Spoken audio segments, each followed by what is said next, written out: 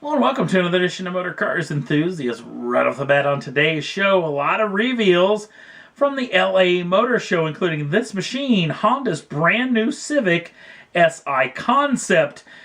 Now, they keep calling this thing a concept. I'm assuming because they haven't got the final design actually done on this, especially on the outward appearance of this machine. Now, it does come with a lot of bespoke Si stuff, including a lot of suspension work, braking work, and a full bespoke interior inside that comes specifically just for the Si versions. A lot of aero work on the outside of this machine has been done as well. It also has a 1.5-liter turbocharged 4-cylinder unit with a 6-speed manual transmission. Now, they have yet to say just what exactly the performance numbers are for this machine as well. The vehicle is going to make its production day debut in 2017, which is just weeks away now. Also, there's going to be a sedan version of this as well, so we'll know a whole lot more about the new Civic Si next time. Maybe it won't be called a concept version. Next up on the list, Alfa Romeo showing off their brand new SUV called the Stelvio. Now, the Stelvio comes with a 2-liter turbocharged direct injection engine making 280 horsepower and 306 pounds-feet of torque. That is shifted through an 8-speed ZF gearbox, and the vehicle is all-wheel drive. The one that you really want is the brand new Alfa Romeo Stelvio Quadrifoglio. Now, the Quadrifoglio comes with a Ferrari-derived, yes, just like in the Giulia, the 2.9-liter twin-turbocharged V6 makes 505 horsepower and 443 pounds-feet of torque. That is also shifted through the same 8-speed ZF gearbox, and the vehicle is all-wheel drive. No pricing or availability have been set as of yet, so we'll know a whole lot more, hopefully over the next several weeks. Aston Martin showing off a heavily revised Vanquish S.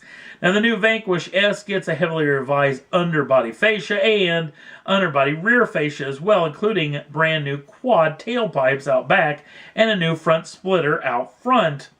It's got a lot of optional carbon fiber goodness, and obviously the rest of it is all the Aston Martin that you've known and loved for many years. Now, this particular machine does get a little bit of love as far as under the hood is concerned. The 5.9-liter normally aspirated V12 now makes 592 horsepower and 465 pounds-feet of torque. 0 to 60 comes in just 3.5 seconds, and the vehicle will be going on sale worldwide December of 2016, which is a handful of weeks away. Starting prices in Europe will just be under 200,000 pounds sterling and just under 295,000 US dollars. Next up on the list, General Motors showing off this brand new Chevrolet Colorado ZR2.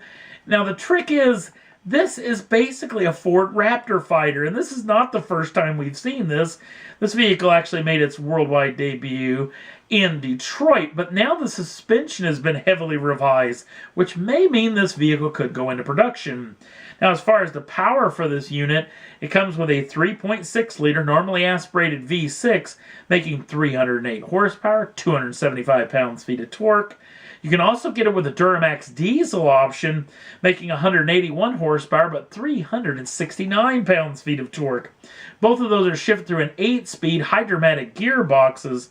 Now, the vehicle comes with 31-inch tall off-road tires and DSSV dampers. Now, these dampers are actually developed by the folks over at Multimatic, who actually build the Camaro ZL1 and the brand new Ford GT.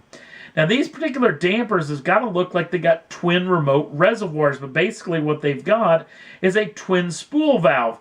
The main spool valve is just basically for on-road use, so basically your everyday driving. But once the vehicle starts going off-road, the second spool valve, whether you're rock crawling or high-speed off-road pre-running, this thing kicks into gear and stiffens up the compression and the rebound. And it's also got another little kicker to it too, as General Motors calls it when the suspension is in full extension. AKA, I'm thinking that they're talking about it's in full droop, or they're talking about that this vehicle is airborne. Yes, it'll really tighten up the compression side if this vehicle does get off the ground. Now the vehicle's pretty tricky. It's got a bunch of drive options, including a couple of two-wheel drive options, a couple of four-wheel drive high options, and a bevy, 4 or 5 four-wheel drive low options for whatever you plan on doing for this machine. Now, being this is the second time they're showing this, I'm thinking this thing could go into production, but they have yet to release pricing or availability as of yet. And another thing I'd really like to know, General Motors, give us some up and down wheel travel numbers for this particular machine. Jaguar is in the news for the brand new I-Pace. They're talking about this vehicle coming out in the year of 2018. Basically, this is an SUV EV. Yes, an electric vehicle.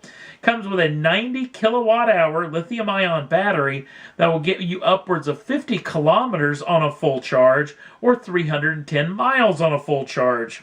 0 to 60 come in just 4 seconds, and they claim the thing is an absolute hoot to drive and all the Jaguar goodness that you've ever wanted. Again, they're talking about this vehicle debuting in 2018, so we'll have to wait and see on that front. Lamborghini is actually showing off a brand new Huracan at the LA Motor Show as well. This is the brand new LP 580-2. Yes, it gives away a little bit. A year after debuting the coupe version, the drop head version actually debuts. This vehicle still comes with the 5.2-liter normally aspirated V10, making 580 horsepower and 398 pounds-feet of torque. Now, the 0 to 60 number does drop a tad bit to just 3.6 seconds, mainly because of the extra weight this thing has to carry around, obviously from lopping off the roof. No pricing or availability have been released as of yet, but we'll know those numbers hopefully very, very soon. Last up on the list, yes, when this video goes live, less than 24 hours from the Grand Tour's debut, because they've actually announced that this thing will going on a minute after midnight Greenwich Means Time on the old Amazon Prime. Now, why am I talking about this? Because, obviously, if you live in London and you want to stay up till just after midnight, you can knock yourself out on November 18th, but if you live here stateside, just after 1 midnight Greenwich Means Time means just after 7 o'clock p.m. on Thursday the 17th. Yes, we get to see it nearly a day early. In fact, if you live on the West Coast of the United States, it comes on at 4 o'clock in the afternoon. This is fantastic news. Going to get to see it way before a lot of other folks may get to see it. So, plan on doing a full review, which may be a real botched unit, even though this show's going to be an awful lot like its old show that they used to do on that other network over in Britain. So, we'll wait and see what comes on this front as far as this deal, but I cannot wait for this new program to go live. And that's all there was that I thought was worth talking about for this edition of Motor Cars Enthusiast. Don't forget to like us over on the Facebook page. Links down in the show notes. Also, if you'd like to subscribe to the channel, you can do so at any time and get the first dibs on the brand new shows as soon as they come out. Thanks for watching. We'll see you again real soon.